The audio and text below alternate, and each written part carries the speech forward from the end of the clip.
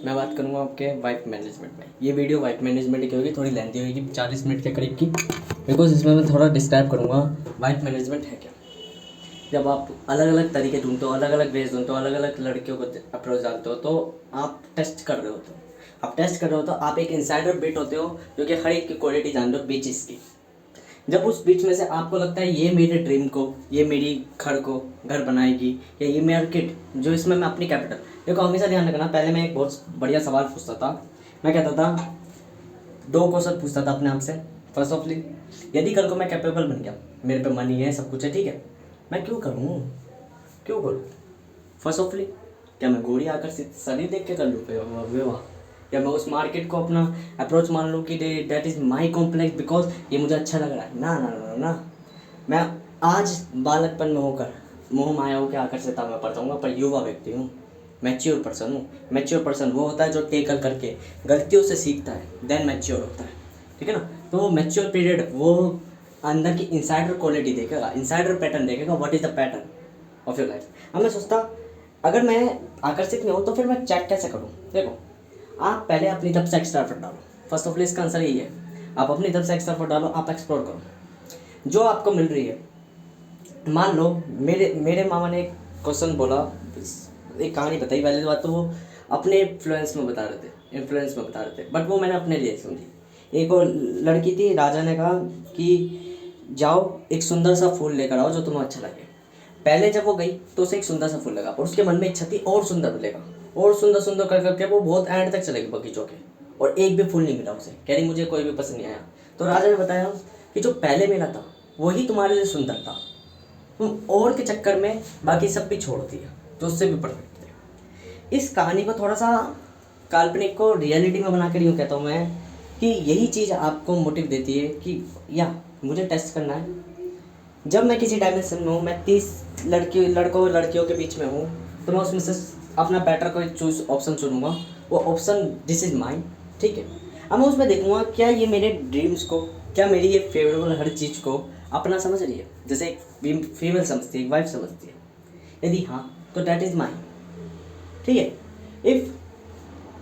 यदि नहीं, मुझे लगा कि इसमें कमी है, क्योंकि ये रहकर ही पता चलती है, इन्वायरमेंट में ऑपरेट करके पता चलती है क्या इन्वायरमेंट गलत है या नहीं। दूर से हमें कभी भी हम टेकल नहीं कर सकते किसी चीज़ को, कोई अच्छा है या बुरा है, हम पास जाके पता चलेगा, ठीक है ना। अब हमारे इन्वायरमेंट के हिसाब से जब हम उसमें इन्फ्लुएंस होते, प्रभावित होते, तब हमें जान पहचान होती है कि यार ये व्यक्ति वो है, वो व्यक्ति है, या हमारे आसपास कोई घूम रहा होता है, देन हमें पता चलता है। जैसे क्लास में इसका नाम ये है, उसका नाम ये है, देन इंडिकेट्स होते हैं जब हम आप प्रेजेंट होते हैं। That is a first point. यही चीज़ मेनली मैटर करती है कि जब आप चेंज इन्वायरमेंट करते हो, तो फर्स्ट ऑफली मैं इतना कैपेबल हूँ, मैं किसको क्यों दूँ, तो ठीक है, मैं इतना कैपेबल हूँ तो मैं ये चेक करूँगा फर्स्ट ऑफली, क्या वो मेरे ड्रीम्स को परस्यू कर रही है, क्या वो मेरे करेक्टर को एज इट इज़ एक्सेप्ट कर रही है जो मैं हूँ रियलिटी, या तो डैट इज़ माइंड। क्यों, मार्केट वही है। मार्केट में आप, अब मैं इसको थोड़ा सा डायमेंशनली नेक्स्ट एनवायरनमेंट में लेके जाता हूँ। मार्केट वही जहाँ मैंने कैपिटल गेन करी, मैंने कमाया अनफेवरेबल आउटकम से, और अनफेवरेबल आउटकम से मार्केट में मैं इन्वेस्ट करता चला गया। एक दिन मेरा पोर्टफोलियो इतना बढ़िया बन गया उस मार्केट के लिए कि मार्केट ने मुझे रिटर्न दिया बहुत अमेजिंग, ठीक है। ये हर किसी से एक्सपेक्ट कर सकते हो, कोई चंडाल भी क्यों ना हो, अगर उस चंडाल को तुम फेवरेबल आउटकम दोगे तो वो तुम्हारे अनुसार तुम्हारे लिए बेटर बन जाएगी, पर रहेगा उसके कुछ करेक्टर चंडाल वाले। तो वहाँ देखो तुम्हें क्या फेवरेबल लग रहा है, क्या बेहतर लग रहा है, तुम्हें कैसा चाहिए करेक्टर अपना लिए। 2 तरह की क्वालिटी मिलेगी। फर्स्ट ऑफ क्वालिटी जिसको आप मेक करोगे, आप कैसे, आप किसी चंडाल के संग अगर फेवरेबल दे रहे हो तो वो आपके लिए फेवरेबल होगा, बाकी सबके लिए चंडाल बना रहेगा, ठीक है। ये होता है उसके इनर क्वालिटी कि वो हर किसी को इसी ट्रेड से देखेगा, ठीक है। बट आपने एक बढ़िया बेटर करा तो आपको इज्जत से बोलेगा। ये होता है काम करवाना अपने एम्प्लॉय से। जब भी हम अपने एम्प्लॉय से काम करवाते हैं तो हम उसको ऐसे दिखाते हैं कि हम उसके सगे हैं, हम उसके बढ़िया हैं, ठीक है। बट जब हम उसको दिखाते हैं तो वो हमारे लिए बढ़िया हो जाता है, बाकी और किसी के लिए बढ़िया नहीं होता, बिकॉज हम उसको फेवरेबल दे रहे हैं, हम उससे इज्जत से बात कर रहे हैं तो वो हमसे इज्जत से बात कर रहा है, बेशक वो कितनी भी गालियाँ बकता हो। तो ये तो हो गया उसका कि हम आउटर ट्रेट हम उसका चेंज कर रहे हैं।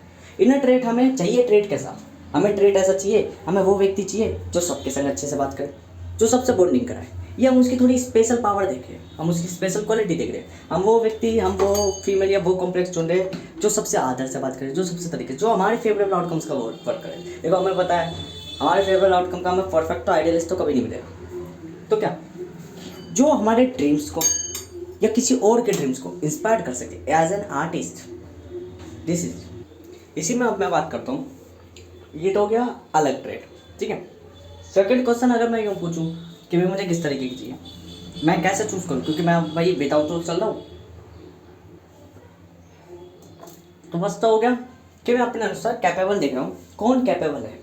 मैं चूज़ कर रहा हूँ एज अ टेस्ट करके, हर किसी को एक्सप्लोर करके कि वाह ये थी, इनमें डिफॉल्टेशन था, ये मुझे मेरे लाइफ की नहीं थी, मेरे मतलब की नहीं थी, ये मेरी ज़िंदगी तबाह करेगी। ठीक है, मैंने एक बढ़िया करेक्टर परफेक्ट चुन लिया अपने लिए।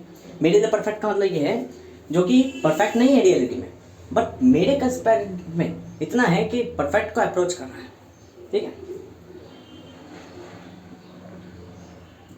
सेकंड क्वेश्चन ये आता है, अब मैं अगर ये सोचूं चलो मैंने एक वाइफ कंसिडर कर ली, अब मैं इन्वायरमेंट चेंज करेगा, मैं इन्वायरमेंट चेंज कर गया, ठीक है, मुझे उससे और बेटर मिल गई। ऐसा मिलना पॉसिबल है? आपको एक फोन मिल गया जो आपके लिए सुंदर था, आपको पता चल गई ये उस इन्वायरमेंट के हिसाब से, और जो पिछले इन्वायरमेंट है सबसे बेटर ये था जिसको आपको अपने करेक्टर लगे, ठीक है। सेकंड, आप और एनवायरनमेंट में गए, क्योंकि एनवायरनमेंट तो ऐसा नहीं है कि आप स्टैटिक हो गए, चेंज हुए कभी ना कभी। जब आप चेंज हुए आपने देखा कि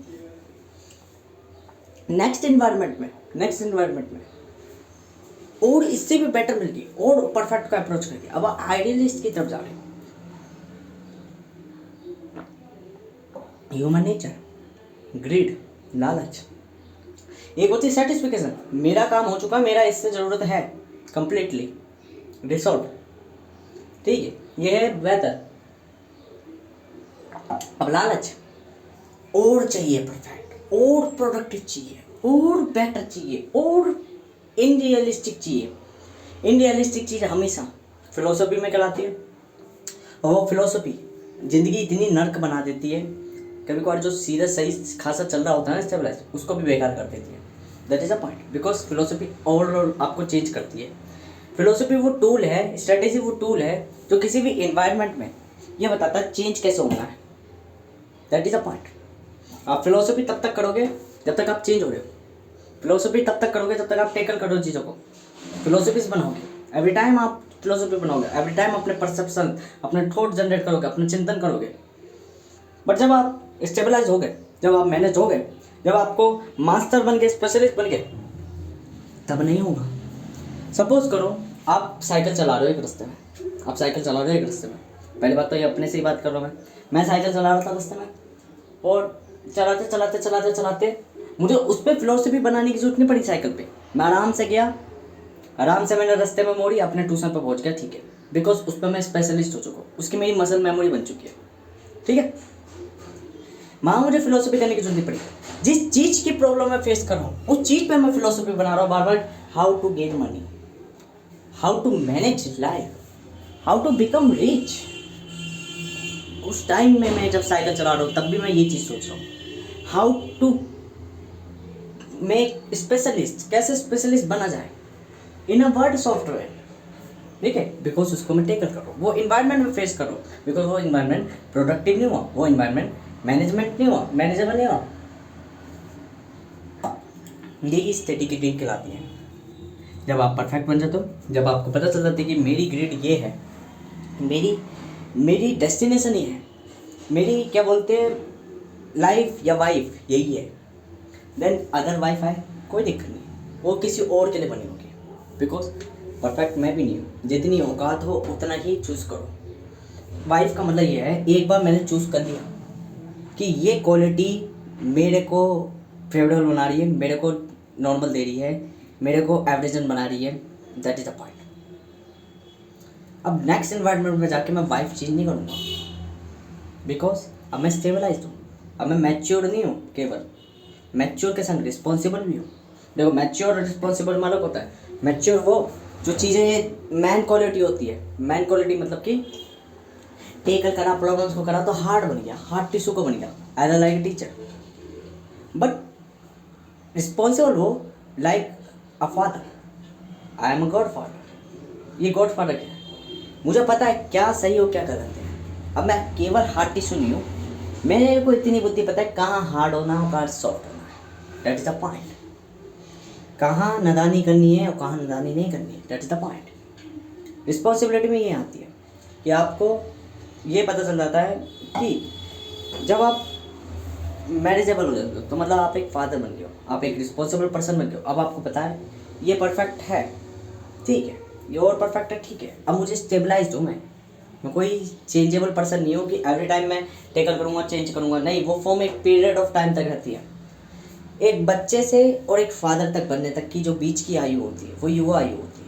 युवा मतलब कि वो पीरियड ऑफ टाइम जिसमें आप आधे बालक भी होते हो और आधे पिता भी।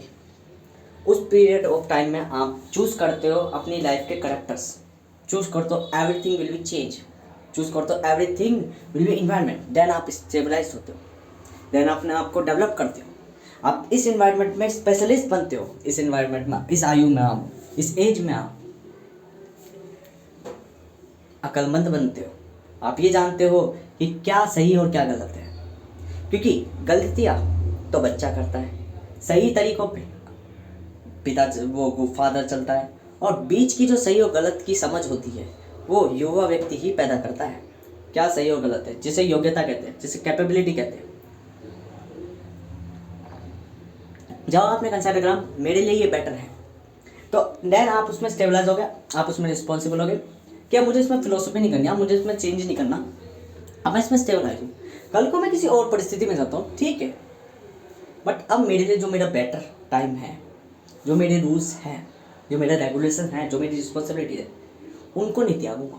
स्ट्रगलिंग एक लाइफ के उस पीरियड तक चलती है जिस टाइम तक आप युवा रहते हो। युवा आयु स्ट्रगलिंग करती है, बुढ़ापा स्ट्रगल नहीं करता, बुढ़ापा रिस्पॉन्सिबिलिटी अपनाता है। स्ट्रगल से कहते हैं संघर्ष जीवन में कभी ख़त्म नहीं होता, या संघर्ष जीवन में कभी ख़त्म नहीं होता, पर संघर्ष कितना होना है कितना नहीं होना है वो इसी टाइम पीरियड में होता है। आने वाले टाइम पीरियड में आपको वो बेलदारी करने की जरूरत नहीं है जो आपने जवानी में कर ली, ठीक है। संघर्ष है, चुनौती आएगी, एवरी टाइम आएगी, पर चेंज होकर आएगी और मॉडिफाई होकर आएगी। वो संघर्ष अब बहुत रूप बदल देगा जिसका मतलब कोई संघर्ष ही नहीं रहेगा। अब वो कर्म बन जाएगा, कर्म किया, अपनी रिस्पॉन्सिबिलिटी है, करो काम, धर्म बन जाएगा अपना। दैट इज़ माई कास्ट, कि I am not belong to caste, कि मैं कास्ट से बिलोंग नहीं करता। That is a form of capability, full potential आपका दर्शेगा। That's the point. इसी चीज़ को आप ये समझो, मेरे को ज़रूरत है पैसों की, मुझे पैसों की ज़रूरत है, और मैंने सोचा कि भाई मैं मान लो मुझे मिनिमम पैसे चाहिए, मेरी नीड है मात्र 1000 रुपये। कोई अदर पर्सन है उसकी नीड है 15,000 रुपये, ठीक है, 15,000, बिकॉज वो आइडियलिस्ट थिंक करता है। वो कहता है मैं चिप्स भी खाऊंगा, वो कहता है मैं बाइक भी चलाऊंगा, वो कहता है मुझे लग्जरीज भी चाहिए, वो कहता है मुझे एवरी चीज़ चाहिए, पुअर माइंड से, ठीक है, जो कि डिस्ट्रॉय करता है, जो ग्रीड में होता है, लालच में होता है, ह्यूमन नेचर का होता है, मानवीय तत्वों का होता है, वो ये सारी कर्म करता है, कर्म कांड करता है। हम देव्य तत्व वाले, हम रिच माइंडसेट वाले क्या करते हैं, हमें इस इन्वायरमेंट के हिसाब से केवल इतनी कैपेबिलिटी चाहिए कि हम अपना भोजन कर लें, बाकी हम एसेट्स क्रिएट करेंगे। मैंने कहा मेरा जिस हिसाब से इन्वायरमेंट है, दिल्ली में जीने के लिए मुझे मात्र यदि मेरे पे मेरा घर है, मुझे मेरा खाना पीना मिल रहा है, चैन के सब कुछ रोटी सोटी मिल रही है, क्योंकि अभी मेरी आयु इतनी है नहीं, तो मैं यूँ कहूँगा कि मुझे केवल 1000 रुपये चाहिए जो मेरा अदर एक्स्ट्रा खर्चा होगा। उसके अलावा मुझे एक भी रुपया चाहिए नहीं, ठीक है, और जितना भी मिलेगा उसको मैं एसेट्स में कन्वर्ट कर लूँगा। एसेट्स मतलब कि इनकम में, आने वाली सोर्स में, ठीक है। 1% हो गया, सब कुछ है, अभी मुझे और भी चाहिए, ग्रीड चाहिए, लालच चाहिए, ठीक है, और चाहिए, और बेटर चाहिए, तो वो एक पोज हो गया। अब इन्वायरमेंट थोड़ा चेंज कर दो, अब इन्वायरमेंट क्या कर दो, दिल्ली से हटा के सादरा कर दो। तो सादरा में जब पहुंचा, वही 1000 की नीड मेरी मिनिमम नीड 1000 से 1500 बन गई, बिकॉज इन्वायरमेंट थोड़ा डेवलपमेंट हो गया। अब मैं थोड़े लूप्स बताऊंगा, यहाँ पे लूप्स बताऊंगा, ठीक है, ये थोड़े पैटर्न बनाऊंगा, लूप्स समझना। मैं एक इस इन्वायरमेंट में हूँ, इस इन्वायरमेंट में क्या बोलते हैं, 1000 रुपये मुझे नीड है, और मेरा ओवरऑल सर्कमस्टेंस जो है मैं कितना भी इसमें खर्च कर सकता हूँ, ठीक है, कि मुझे 7000 चाहिए खर्चे के लिए। ये मेरी फालतू की एक्सप्रेशन है, रियलिटी में मेरी नीड बस मिनिममली 1500 है, जो जिससे कम किसी की नहीं चल सकती, 1000 रुपये से कम किसी की नहीं चल सकती इस वाले में, और सागरा में 1500। ठीक है, ये 1500, ये 1000। ठीक है, ये इन्वायरमेंट जो है ग्रोथ भी उसी हिसाब से देगा। आप कोई भी छोटे से छोटा काम क्यों ना कर लो, आप 1500 से ज़्यादा ही कमाओगे। फर्स्ट ऑफ ऑल 1500 से ज़्यादा ही कमाओगे, क्योंकि इन्वायरमेंट के रूल्स होते हैं कि वो आपको सेविंग, आपको डेवलपमेंट, आपको इंक्रेजेबल देगा अमाउंट। ठीक है, जब आप रूटीन बनाते हो, डिसिप्लिन बनाते हो, तो आपकी बॉडी भी बनती है ना, आपकी मसल्स और इम्प्रूव होती है ना। वो इम्प्रूवमेंट के लिए हमेशा कोई कुछ छोटे से छोटा काम क्यों ना कर लो, इधर आपको वो चीज़ मिलेगी जिस चीज़ के आप हकदार हो। आपको 1500 की जगह यहाँ पे 4500 रुपये मिलेगी फीस, यहाँ दिल्ली में। ये थोड़ा काल्पनिक बता दो, ये कोई रियल नहीं है। यहाँ 1000 रुपये आपकी नीड है, 1000 की जगह आपको 4000 मिलेगा, 500 कम मिलेगा। ठीक है, ये जो सर्कमस्टेंसेस है ये आपके रहन सहन का है। कहने को रियलिटी में ये इसलिए नहीं है क्योंकि रियलिटी में यहाँ 4 मिलेगा, वहाँ 6 मिलेगा, बिकॉज इन्वायरमेंट अलग अलग चीज़ों पर फ़र्क करता है, और वो खर्चे आपके घुमा तुमा के वही करवा देगा कि बात सब जगह एक ही है, पर रूल्स सब एक ही चल रहा है, रूल्स का लॉजिक सेम चल रहा है, सेम लॉजिक चल रहा है। मैंने कहा ना, पैटर्न्स इन्फिनाइट का अप्रोच करते हैं, बट हर एक पैटर्न में कुछ सिमिलरिटी होती है, वो chunk of data bit similarity होती है। Theory of try and tackle की सिद्धांत, ट्राई और टैकल का, जब भी हम किसी चीज़ को ट्राई कर रहे हैं, एक्स्ट्रा एफर्ट डाल रहे हैं, ठीक है, तो जब भी हम किसी चीज़ को एक्स्ट्रा एफर्ट डाल रहे हैं, तो देन हम उस चीज़ को टेस्ट कर रहे हैं, हम उसके रियल इनसाइडर फेस को जान रहे हैं, हम वो बिट है जो बिचेस को चेक कर रहे हैं, क्या ये बिच है या नहीं। यदि है तो बिच के इन्वायरमेंट से चेंज हो, change your environment, change your life. तो जब जब हमें चेंज लगा, चेंज कब लग रहा है, जब हम अनसेटिस्फाइड है। ठीक है, सेकेंड टेकली, मैंने ट्राई कर लिया, ट्राई करने के बाद अब मैं थोड़ा और डीपली जान रहा हूँ, और इनसाइडिंग जान रहा हूँ, और क्वालिटी जान रहा हूँ, और डेवलपमेंट जान रहा हूँ, देन उसे स्टेबलाइज कर रहा हूँ, मैं मैनेज कर रहा हूँ, स्पेशलिस्ट बन रहा हूँ। जब मैं स्पेशलिस्ट बन रहा हूँ, धीरे धीरे टेकल करे जा रहा हूँ, तो मैं ऑल ऑफ क्वालिटी जान ले रहा हूँ। That is the maturation cycle, कि मैं मैच्योर हो रहा हूँ उस फील्ड में, इन्वायरमेंट में। ओवरऑल आपका वाइफ मैनेजमेंट उसी तरीके का है। वाइफ मतलब जैसे मैं हूँ, मैं ट्रेडर, मार्केट मेरी वाइफ, मार्केट में मैं कैपिटल डाले जा रहा हूँ, बाहर से कमा के डाले जा रहा हूँ। एक दिन ऐसा होगा कि मार्केट मुझे देना चालू कर देगी। That is the point, because market को भी नहीं पता आप व्यक्ति उसके काबिल हो या नहीं। मैंने बताया, एक एम्प्लॉय तभी तक आपका काम करेगा और बेटरली और प्रोडक्टिव जब आप उसको ये दर्शा दोगे कि या आप उसका भला चाहते हो। जब आप उसका भला चाहोगे, वो आपका भला चाहेगा। लाइक ह्यूमन कैरेक्टर ट्रेट से ही है, इसको कोई नहीं निकाल सकता। अगर आप कंट्रोल करोगे तो मन ही मन वो ईर्ष्या करेगा आपसे, वो करेगा तो नौकरी, वो प्रोडक्टिविटी क्रिएटिविटी नहीं ला पाएगा जो हमें आइडिया देगी, जो हमें सपोर्ट देगी। वो सपोर्ट हमें कभी नहीं मिल पाएगा। रूल्स करना है बट मोटिवेशन के साथ करना है। मोटिवेशनल लीडर बनना है केवल कि मोटिवेशनल लीडर बनना साथ में, ये नहीं कि केवल लीडरिंग करनी है। स्ट्रिक्ट रूल्स चलेंगे, और स्ट्रिक्ट रूल्स हमें अपनी टीम को उस मिलिट्री कमांडो की तरह मोटिवेट करना है जो कह रहा है हम तुम्हारे साथ हैं, चलो जंग में। तो जब जनता खुद चलती है, फौजी खुद चलते हैं कि वो मेजर चल रहा हो, मेजर के पीछे मिलिट्री खुद चल रही है, बिकॉज मेजर पे विश्वास है उन्हें। That is the form. यदि मेजर केवल स्ट्रिक्ट रूल्स पर ट्रेनिंग पे काम करता तो हो सकता था कि आधे जानबूझ के अपना हौसला छोड़ देते और वहीं शहीद होने चल देते। कहते अब हमसे और नहीं जिया जाएगा, अब हम शहीद होना चाहते हैं। ठीक है, बट जब आप मोटिवेट करते हो अपनी टीम को, आप अपनी टीम को यूँ दिखाते हो कि देखो मैं भी मर रहा हूँ तुम्हारे साथ, लड़ेंगे, तो वही एक एक व्यक्ति 10-10 जनों को मार मार के मरता है। दैट इज़ द फॉर्म, कि वो आपको सपोर्ट कर रहा है, ना कि इंटरनली आपके अंदर वर्क कर रहा है। यदि इंटरनली वर्क कर रहे हो, देखो हर एम्प्लॉय का हमेशा ध्यान रखना, कंपनी सपोर्टिंग से चलती है। कंपनी का मतलब ये सपोर्ट, मैं और मेरी वाइफ एक दूसरे को सपोर्ट दे रहे हैं, कंपनी दे रही है, कॉन्ट्रैक्ट पर बेस वर्क कर रहे हैं। That is form of company. ठीक है, company is not a ruling of controlling. Company ये नहीं है कि मैं किसी पे रूल करूँगा, ओवर आउट करूँगा, या किसी को अपने अंदर कंट्रोल करके रखूँगा कि मैं उसका ओनरशिप हूँ। नहीं, वो मेरे ओनरिंग में नहीं है, वो मेरी ओनरिंग में नहीं है, वो मेरा सपोर्टर है। सपोर्टर मतलब यदि मैं आइडिया मेक कर रहा हूँ, मेरे शेयर्स, मेरी ब्रांच ज़्यादा है, पर मैं सुनूंगा उनकी, क्योंकि वो जब मुझे कुछ देंगे तो मैं उसे ऑब्जर्व करूँगा। यदि मैंने ऑब्जर्वेशन छोड़ दी, that is the first step हट गया। अब मेरा ईगो मुझे सेल्फ डिस्ट्रक्शन पे लेकर जाएगा, मतलब मैं उस कंपनी को डिस्ट्रॉय कर दूँगा। That is the form.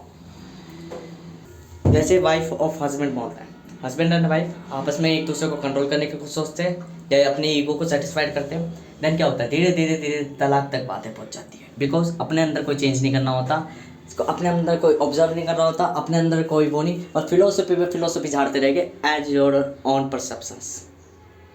कभी सामने वाले की इंटायर डिजायर को नहीं जानेंगे, इंटायर साइकोलॉजी को नहीं जानेंगे, वो चाहता क्या है।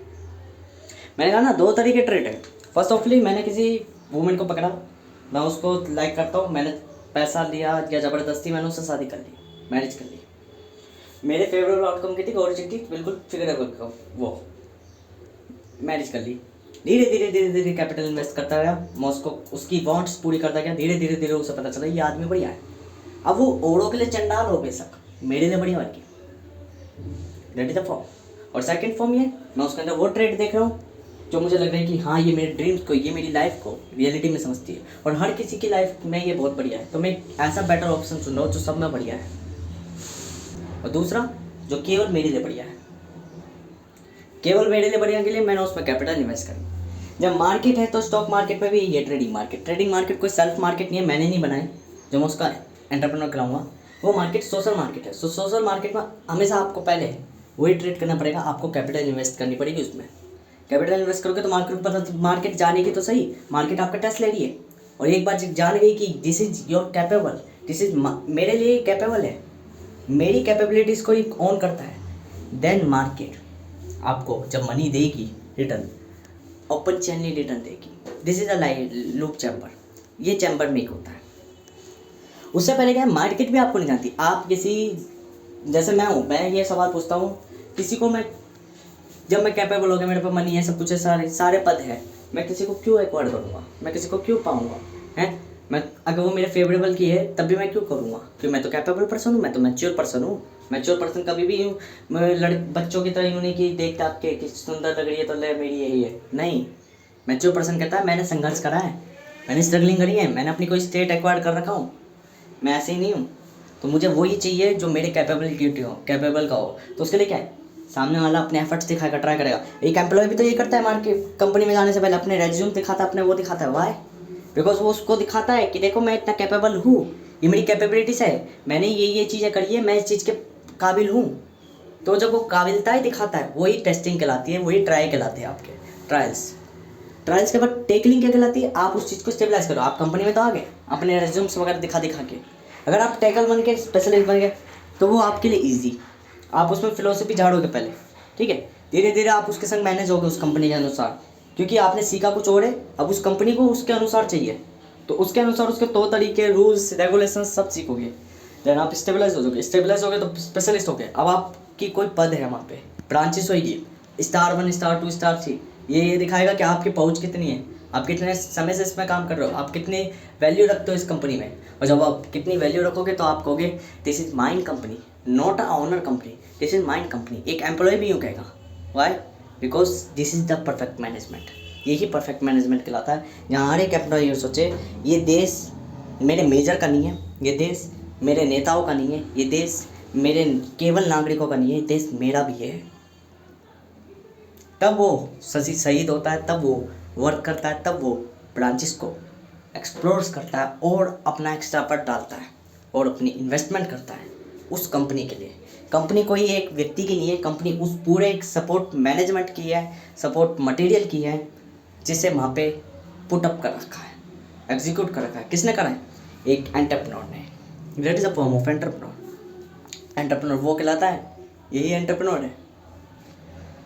वाइफ मैनेजमेंट भी पूरा इसी में चलता है कि वाइफ मैनेजमेंट में हम वाइफ्स चूज़ करते हैं, कैसे हम पहचाने कि हमारी वाइफ कौन है, कैसे हम पहचाने दिस इज़ माई वाइफ। उसके लिए क्या करते हैं, हम ट्राई करते हैं, टेकल करते हैं, हम अपनी फुलफिलमेंट्स को चेक करते हैं कि क्या मेरे लिए बेटर है। कब हमें स्थिर होना, कब स्टेबल होना, वो हमारी मैच्योरेशन साइकिल बताती है। कि देखो जो व्यक्ति यूँ सोचे कि देखो भाई मेरे को और कमाना है, और बढ़िया चाहिए, और बढ़िया चाहिए, और बढ़िया चाहिए, अभी समझो उसकी मैच्योरेशन पूरी नहीं हुई, मैच्योर नहीं हुआ वो भी पूरा, वो रिस्पॉन्सिबिलिटी वाली कैटेगरी में नहीं आया, वो कर्म वाली कैटेगरी में नहीं आया, क्यों?